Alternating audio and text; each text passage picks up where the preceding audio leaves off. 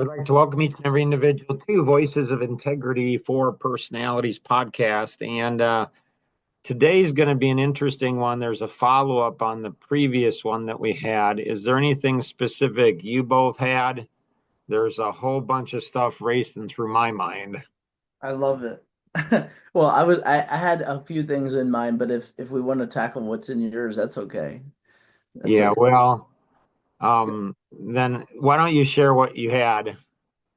So I this prompted from the podcast you did on women a few weeks ago. I listened to that a few days ago, where you talked about I guess the complementary and different roles in terms of, like, you gave the example of you chased your nightmare harder than she chased your dream, that whole sort of thing where where like we as men were hardwired to be providers and protectors, and that the meaning that we derive from that is probably a much different meaning and probably a bit deeper than than I would argue, coming from a woman doing something and I realize what I'm saying is in 21st century, like, whoa, what are you saying? And I don't necessarily think it has to be that way. I'm not saying women can't have careers. What I am saying is that they can do things that we as men cannot, which is create life. And I think and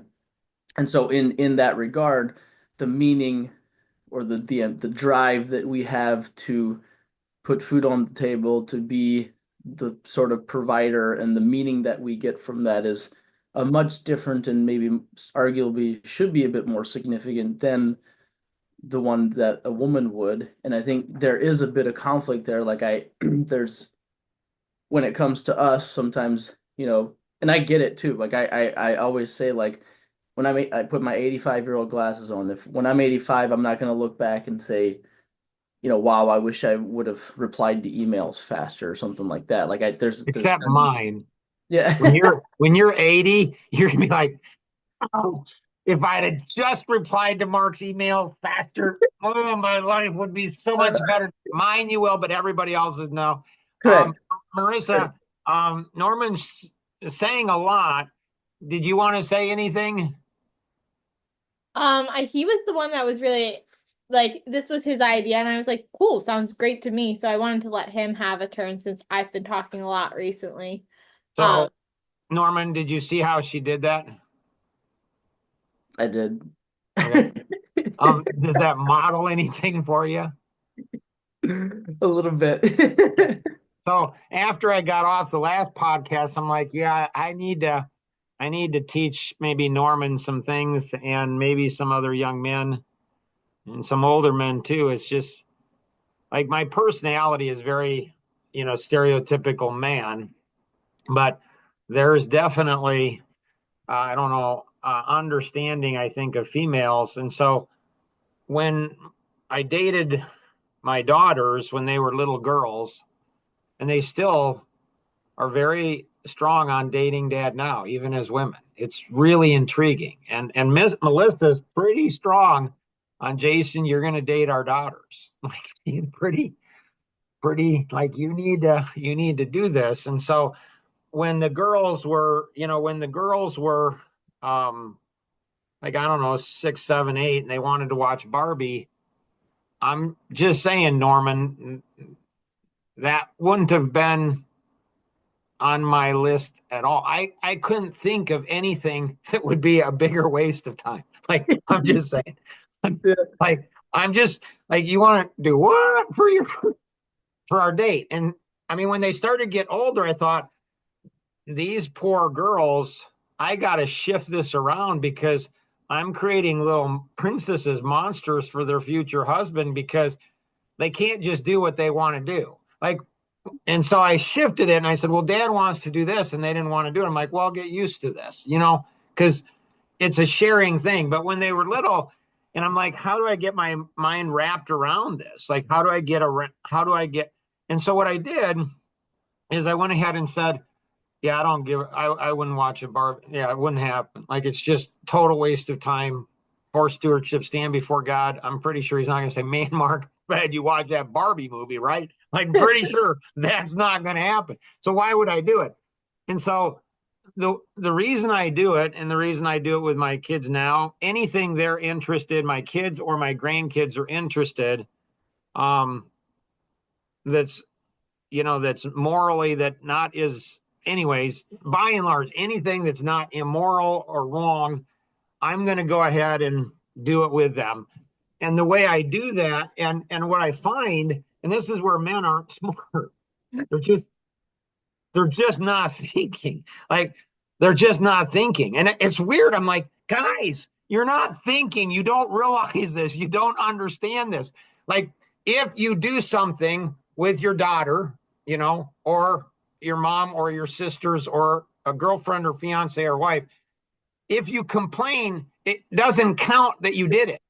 Like if you're going to do something you hate doing, you want it to count.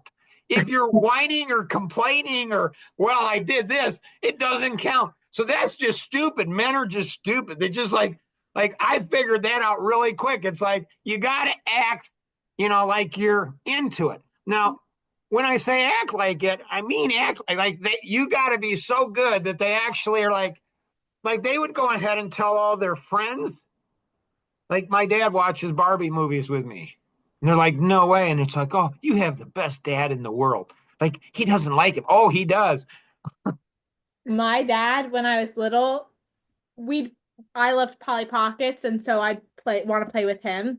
And so he was really good at he'd have me bring them downstairs and set them up between him and the TV so he could watch sports while playing. That was question. But he did such a good job of convincing me that he liked to play polys that when mom and I would leave for places, I would bring him a couple polys and like some clothing and like set them up for him. Be like, here, so you can play while I'm gone. Right? Yeah. Like that's just some classic, that's some good dad stuff there. And so how do you justify that where you're not lying to them? Because you can't lie. So the way I rationalized in my mind, I'm sure this doesn't create any mental health issues for me, but the way I did it is I am absolutely interested in my wife, my daughters. Like I am so into them. It's insane. Like I am just into them. And so if they're into something, I immediately become into it because they're into it. And then when I'm studying why are they into it?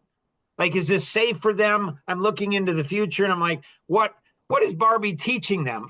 There's some things. So I want to get their mind. I want to connect with them. I want to do those type of things. And what you'll find, Norman, is, I don't know. Let's just pull something out of the air, like a book, for example. Okay. So a book that you have no interest in at all. And you're just like, man, like you almost over exaggerate and they will laugh. And if you can get a woman laughing, oh my goodness, she just loves to laugh. She just does. And it creates, like my wife laughs a lot. My daughters, they laugh a lot. They say they're laughing with me, which is weird because I'm not laughing. But anyways, they like to do that a lot. And so you go ahead and say, so like, what's the thing, the number one thing you picked up from them? Because it's a whole different way of thinking. Like, and you'll find solutions to the things you're looking at. You'll be enriched, and you don't even have to read the book. Like, just like pull it out of them, and then you go, "That's interesting." So, like, why? And your eye movement, everything. Like, I've got this down to a science that helps in business, so I can go ahead and do podcasts. I'm like my facial expressions, people, they just laugh. And so it's all, a lot of the credit goes to my wife and my girls. Like I just learned, And so like, why does that interest you? Like I turn it into a whole game. Like the Super Bowl is like this, like understanding, and they're all different. Like they're all women. They're all strange, but they're all strange in very different ways. And so, I have thought seriously, honestly, I have felt bad for the husbands of my daughters in the last year or two, because I'm like, these poor dudes, like they just, I don't know, like they don't know they just know, well, this is what dads do. Because they've only had one dad. So they don't know, no, your dad's off the charts. Like they don't date the mom, much less the daughters. Like they're just not into that kind of stuff, and Barbies and all kinds of other, like they're just not. And they're attentive and they're interested in you and what's going on. And it's like when you have a dad that's really into you, then you have this weird impression. Like my husband's going to be more into me than my dad. Like, hello. And they're not. And it's sad. But I can't go back and undo it. Like I apologize for dating you. I apologize for interacting. Like I can't undo that. And so what I've worked with my daughters is, honey, you didn't marry your dad. And so how do we help you understand your husband more? Because you can get things out of your husband. I can teach you how to get things out of your husband. Like your mom, she knows how to get things out of me. I can teach you. You can move him in crazy ways. And so teach her that. And then try to teach the man and say, listen, it is the hardest work you will ever have to be to go ahead and be a husband. It's just beyond anything you've ever imagined. It just is. And it's good because that appeals to everything about us until you go ahead and have daughters or sons. Even like when you have children, then that's another whole level. And I'm finding out having grandchildren, that's another whole level. And all the rules change on all of those type of things. And so just yesterday, like I've got this project. It's called Wussy Men, so I'm documenting like the wussy men stuff because there's so many of them. There's just all over the place. And so I just thought of it like last night and I started put another entry in there, and it's like men learning to take ownership. That's what it's like to be a man. Like your wife, she wants to respect you. She wants to like you. She wants to go ahead and admire. It's how God designed her heart to be. But if you don't take ownership of stuff, it's like you can't. She can't even fake it. Like you have got to take ownership, and your kids won't respect you. And the worst of everything, what's worse than your wife and your kids not respecting you? I mean, everybody else, they're not going to respect you either. But what's worse of everything is you won't respect yourself. And then you'll blame your wife and you'll blame your kids and blame everybody else. And it's like that's not being taught. And so how do we teach it? And so the one thing, and I don't know that we'll accomplish it. So Thursday was my birthday. So I was 61. Okay. Yeah, right. Right. Thank you. And what's really cool is until I was 50, I didn't even know why my birthday was important. Like at 50 years old, all of a sudden I realized why birthdays are so important. Yeah, Norman's like, they're I'm important. Not sure I know.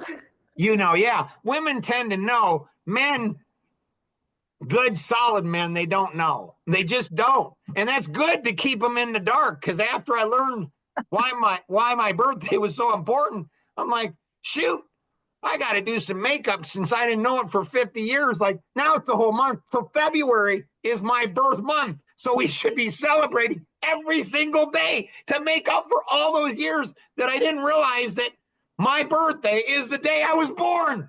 And that changed everything. Everybody in the world should come and say, oh my goodness, this is such an exciting day. I'm like, right? Like that's what I should do. And so what I did on my birthday is I went ahead and worked the whole day. Rosanna said, what do you want to do? I said, I want to work. She's like, it's your birthday. And so you can't do that right away, Norman. That's 40 years. Like your birthday is not really for you. Your birthday is for the women in your life to celebrate and feel that they're really loving you and giving you attention, but they get all kinds of attention. I mean, it's really not about your birthday, even when it is. It's still about them, but it's okay. But on my 61st, I'm like, and my goal was to figure out, I'm like, you know what cauterize is? Cauterize? Yeah. Like the over coddling part, like the No, I think I'm where you cauterize a wound, like you cut a vein and you put heat on it. Yeah, you like burn it, right? You burn it To like close. Yeah, to close it. Mhm. So if you're watching the podcast, you're like, this guy's insane. Like, how's he go from birth to Connor? Like, what? Like, that's how my brain works. So I wanted on my birthday and I didn't do it, but I'm coming closer to it. I think that happens to people emotionally. I think they get hurt as children.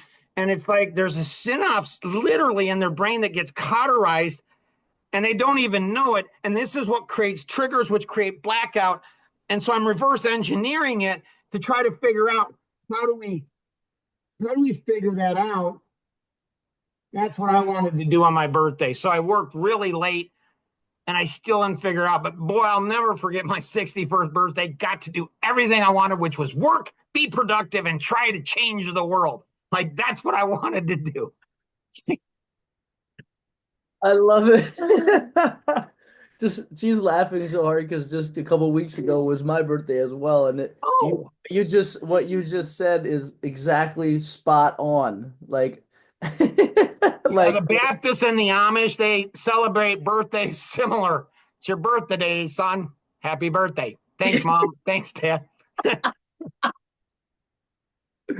she like blew up balloons. She like did all this stuff, and I was just Well, And go ahead. no, you finish. You finish first. No, that was done pretty much. I like she blew up balloons. We went out to dinner. It was all like a take, whatever. And for me, I worked, I worked that day, and then I had to leave the office early even for this, which is unbelievable. It's on my birthday, and I had to leave work early. Right?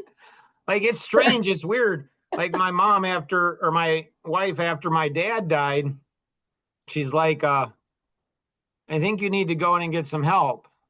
Like, for what? This is what's interesting about women and me.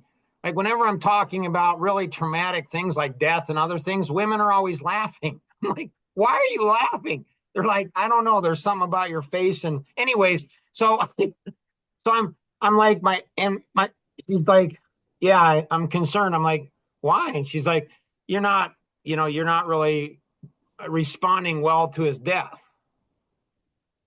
I didn't realize at the time about the woman God complex that well, how do you want me to respond?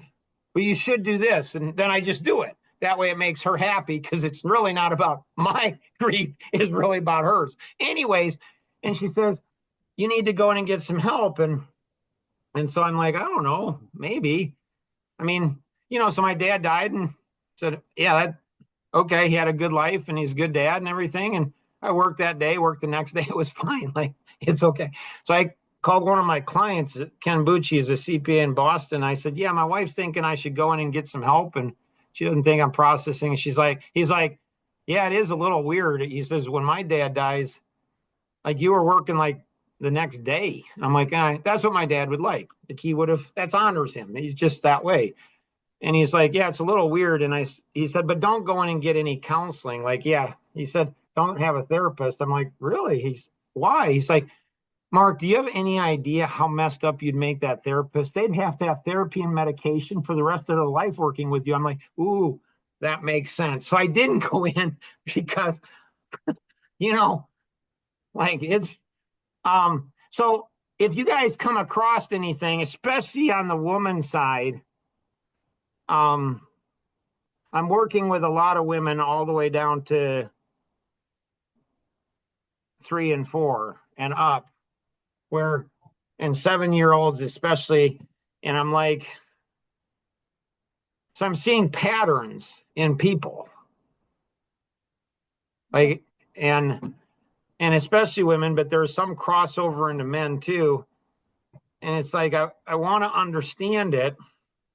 I want to reverse engineer it. And then I want to go in and I don't know, like, have them heal or help them to realize, like, if you're blind, just know you're blind.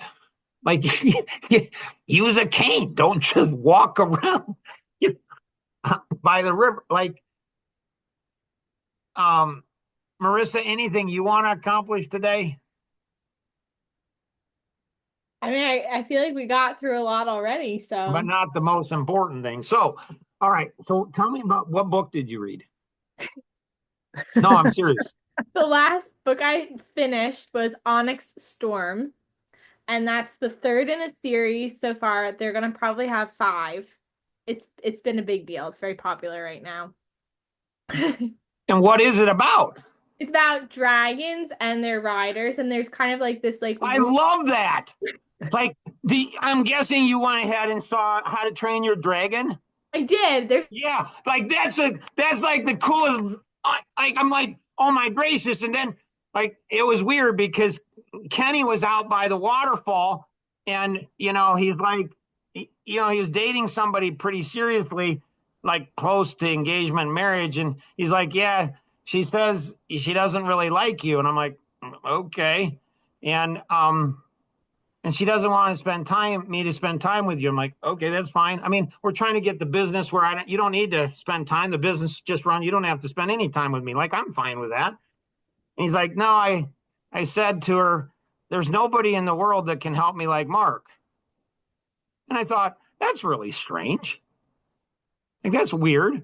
But then How You Train Your Dragon, I thought, ooh, maybe Kenny, like, I don't know which one of us is the dragon, which one of us is rider, but maybe there's one. Like, maybe there's one person out there. I'm like, whoa, like that put a whole new connection into the relationship.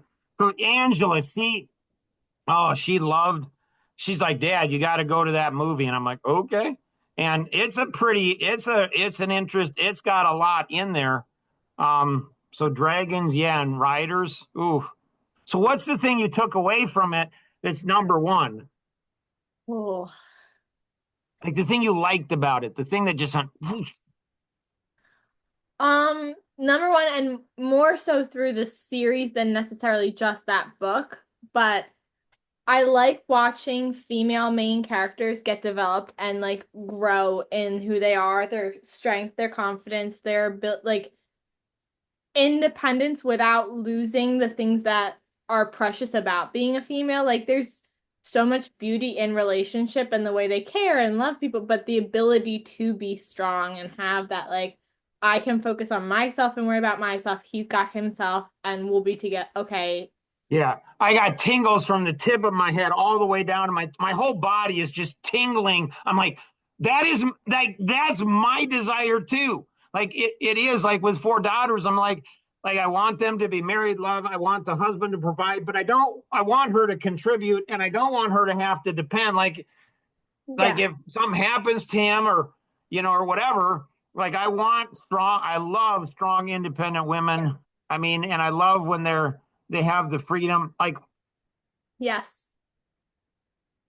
was a have you ma ever thought about doing a game? Like making one Yeah, like you and I ought to like make a dragon like game. down. Sure. Yeah, because I've got programmers in Pakistan that are interested in doing it, and so I've thought about how, like, have you seen Lord of the Rings? Yes. Oh, Yeah. like like getting if we could get a game that would like teach principles. Like it's hard being a woman. I think it's harder being a man because I'm a man. So obviously I think, it's all about me. So I think it's hard being a man. It's hard being a woman. So I love that tension. Like, how do you do all of that? But I think a game. So if you want to email me periodically and just bug me and Sure. say, Mark, how's that game coming along? And because I need somebody to push me. I'm not big into that, but I should be. Like, it'll impact a lot of people. I love that. That's one of the things I like so much about fantasy. It like helps you to view some of those things and think those things through and like learn about them in a different context and framework where like the way you're taking it in, you're like, oh my gosh, and that applies to regular life in all these ways, but like the medium in which you're like absorbing it is just so it's pretty profound at times. Mark, this was a master class in caring right here. This is the master class in being interested in women, right here, what I just witnessed. I love Like, it. it's interesting because I've done marriage counseling and stuff over the years. And I don't know, probably 20 years ago, there's a couple that came into, my office and, I just do it. I just volunteer because I love helping couples. And the husband went ahead and said, my wife is cold. So he's relating, he's putting into like sexually, like she's not interested. And I looked at him and I looked at her and I said, yeah, that's not the feeling I'm getting. No. He's like, what do you mean? I'm like, no, she's very interested. You just don't know how to do it. And it's like, really? And I said, yeah, I can do it right now, right here in front of you if you want. And he's like, okay. And I asked the wife, I said, so you want me to do that? And she's like, sure. And all it is it's just, I just talk to her. Like I'm not touching her. I'm just talking to her and I'm connecting at a heart level. And she just like putty. It's just like men, they just don't get it. They don't understand.